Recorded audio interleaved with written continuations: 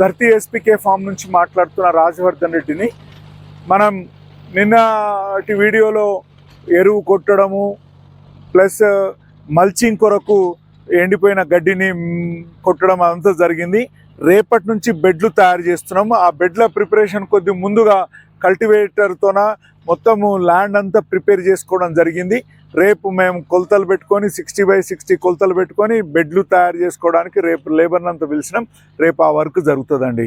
ఈరోజు మాత్రం ఈ వర్క్ జరుగుతుంది. ఒకసారి చూడండి, మా ఏరియా మొత్తము ఆ కిందనేమో 6 నెలల కింద పెట్టిన 5 లేయర్ ఫార్మింగ్. ఇప్పుడు మళ్ళీ మాకు అది చాలా మంచిగా అనిపించి చూద్దామని చెప్పి ఫస్ట్ నేను ఒక 13 బాక్సులు పెట్టిన.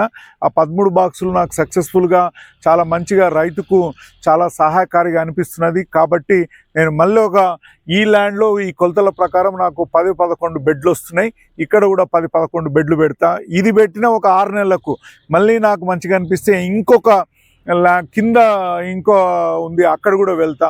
సో ఇది అంతా రైతుకు చాలా బాగా ఆర్థికంగా ఆనందము ప్లస్ ఆరోగ్యము అన్నీ ఇచ్చే దిశగా ఉన్నాయి. కాబట్టి మేము ఈ దాన్ని చాలా ప్రోత్సహిస్తున్నాం.